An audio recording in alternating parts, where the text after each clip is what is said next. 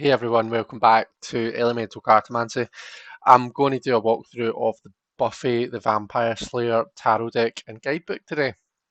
Um, so let me turn this camera down and let you see it. Oh, we're very zoomed in. Um, so this is the deck. It comes with this stud. Oh gosh, let's zoom out just a smidge. It's just annoying. Right. It's by Titan Books.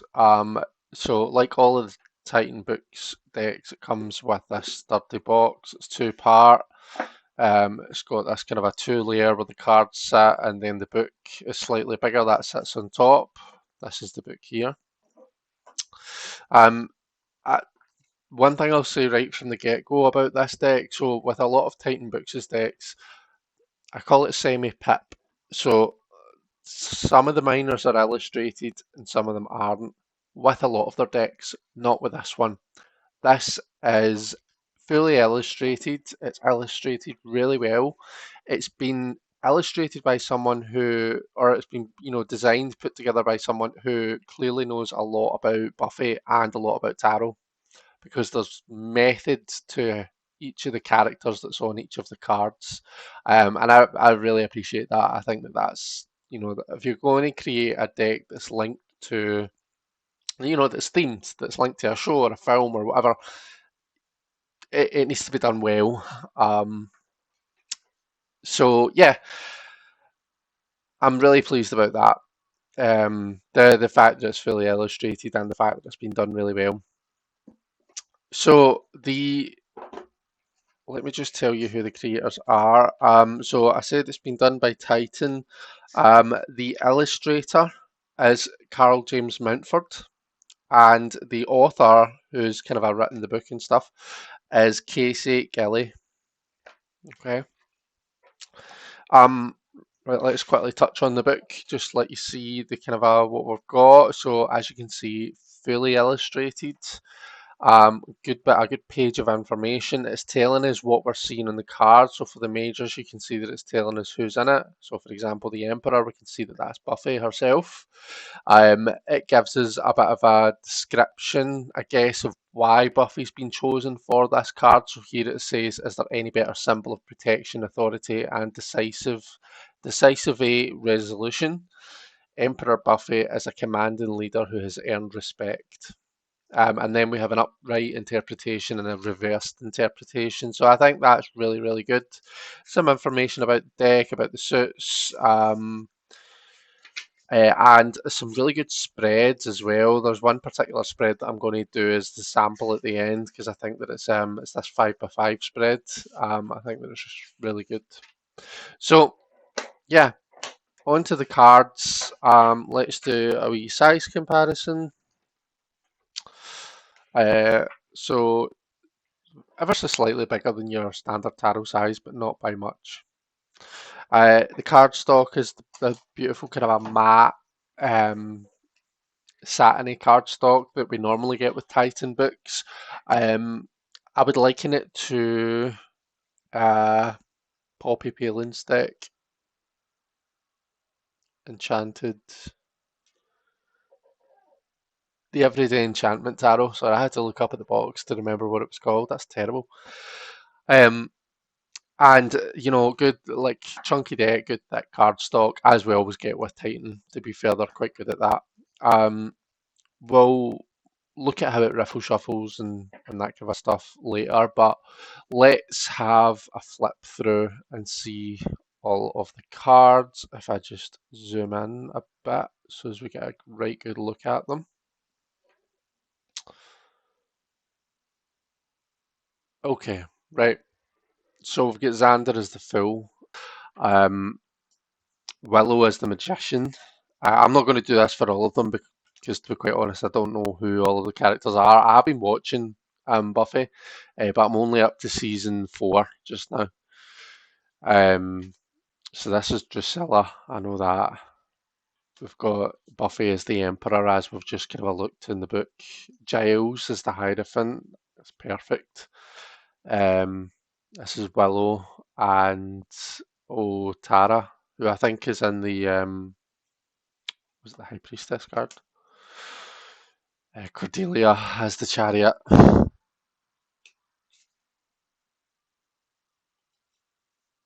This is Oz as the Hermit. I believe this is the first Slayer. I did see that in the book.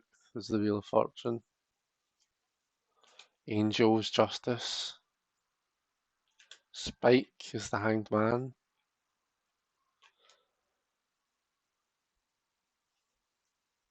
Joyce, Buffy's mum, is the Temperance. Dark Willow is the Devil. This is Kendra.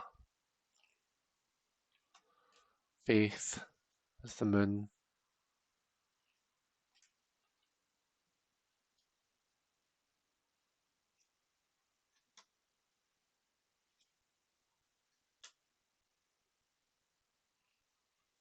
World. So for the minors, instead of wands, we have stakes. Instead of swords, we have scythes. Instead of cups, we have chalices. And instead, well, we have pentacles for pentacles. Just so you know, I have reordered these, so if you've got this deck, you'll have noted that it comes with the courts. So I think it goes King, Queen, Knight, Page, and then it goes Ace through 10. I don't really get that, so I've reordered it to the way that I like it. I normally have it. These are the backs, by the way. So what I'll do is I'll quickly flip through the minors.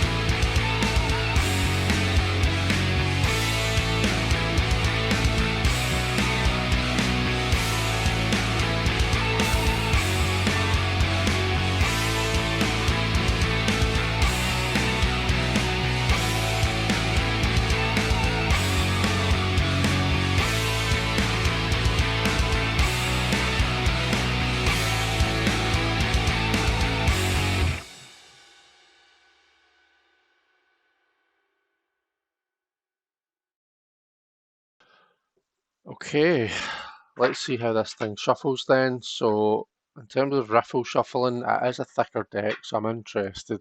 Yeah, it's pretty sturdy. I mean, it does riffle shuffle fine. After plenty of use, it'll probably loosen up a lot, but to start off with, it is quite, quite sturdy. If you don't riffle shuffle, then that obviously won't be an issue. That's probably preferable because you know that it's going to last. But if you do, then it might hurt your hands for a bit.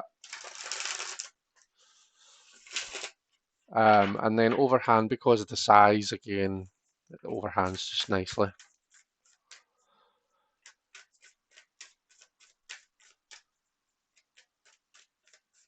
And another thing that I like to look at is how well it spreads out. So this really doesn't glide well because of the cardstock, and that's the same for all of Titan's cardstock.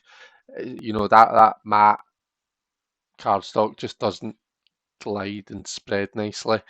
I don't always spread my cards out and pick them like this, but you know, sometimes I do, and I do like when a deck just glides nice and they all spread out nice and evenly, like you know, like in a casino or something.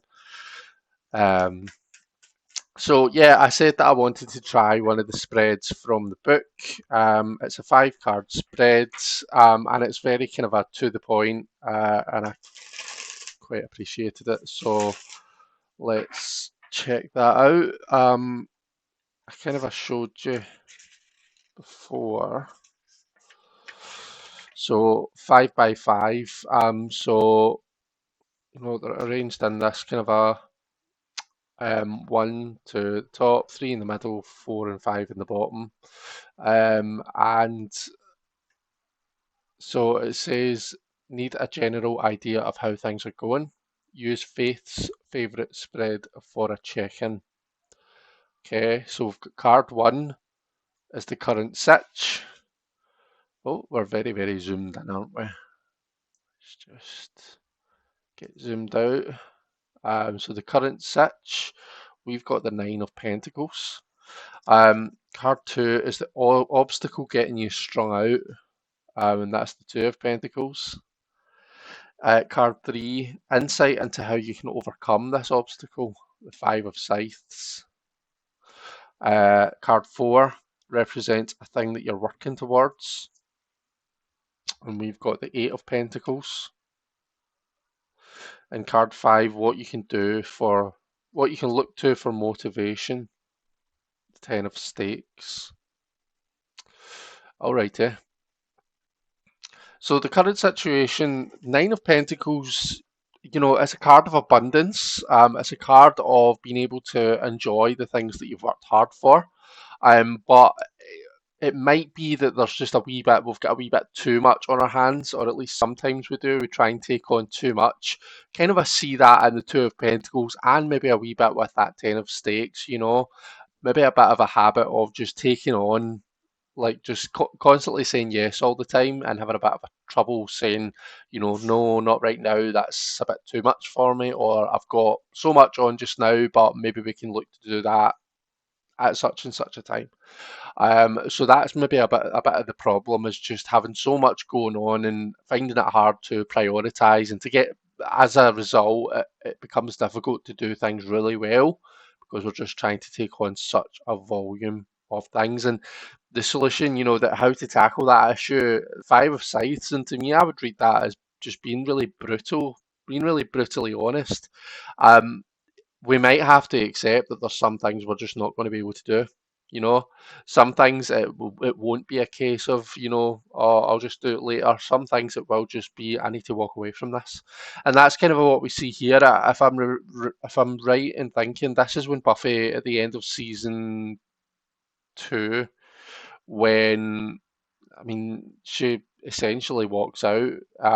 She disappears for months, and assumes a new name and stuff. And this is Joyce kicking her out. Not kicking her out, but Joyce says to her, "If you walk out of this house, young lady, don't you dare come back." Which, you know, really harsh, and it really hurt Buffy because Buffy had just opened up to her about, you know, how lonely it is being the Slayer. Um, Joyce, Buffy's mum, had just found out that she's the Slayer and she has this destiny. And she reacts to it quite badly, and as I say, essentially like kicks Buffy out, and it leads to Buffy disappearing. So maybe the solution here is just being really brutally honest, you know, accepting that, you know, it might be quite tough, but there are some things we just do need to walk away from, and we have to accept that we're not going to be able to do. We can't please everyone. Um, what was the fourth one again? We've got the eight of Pentacles for it. So something you're working towards is the Eight of Pentacles. So we're working towards a place where we can do everything, where we're building up our mastery of our craft. That's what we see Buffy doing. She's practicing, it looks like she's practicing on a dummy here. So she's building up her skills, her experience, her knowledge, her wisdom, to a point where you even see with the arrows and the target there. It's practice makes perfect. That's what we're building towards. We're building towards being the expert, being the best at what we're doing. And then where can we look to for inspiration? So that Ten of Stakes is maybe a wee bit of a weird card to have in there, particularly since it normally represents, like burden and maybe taking on too much.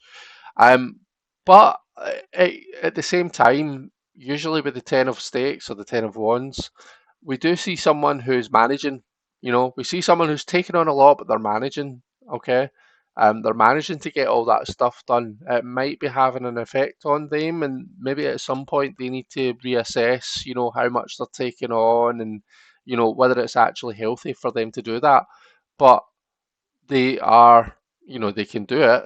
They can absolutely do it.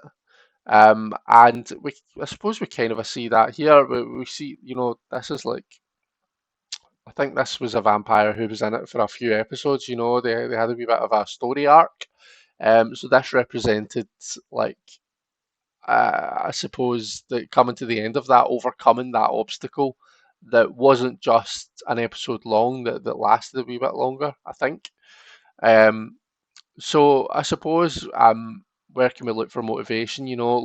Either look to others who are managing to do that stuff, who are where we want to be, and look and see, what it is what are they doing? What are they doing that's different from me? And taking on board what they're doing. Is there anything that I want to take on? Is there anything that I would do different? Okay, so can I see that they're maybe taking on too much? Is there a way that if I was going to kind of try and do that I might do it differently? So it's about learning from others, but also not feeling like we have to totally imitate what they're doing. We can refine their methods and find something that works best for us. So there we go. That was the Buffy Tarot. Hope that you've enjoyed this. I'll just throw down some other cards whilst I'm wrapping up, so as you can see them. I think it's always good to see like, the cards laid out. The borders don't really seem to have any method to them. I was thinking maybe they were elemental, but I don't think they are, because um, you get all different colour of borders within one suit. So, but they're really nice. I think the artwork is really well done. I think it's a really cool deck. I think it reads really well. So yeah, I'm really pleased with this. I'm pleased that I got it. One thing I didn't say is that this was a gift from my husband. He knows he knows that I've been watching Buffy because he's being subjected to it as well. And I happened to mention, make a comment that there was a Buffy tarot, and next thing I knew, a parcel had arrived, and it was this. So this was a wee gift from him, so that was really sweet of him. Okay, everyone, thanks very much for watching. I hope you've enjoyed this. Let me know what you think of the deck. If you've got this, how do you find it? Take care, and I'll see you all next time. Bye.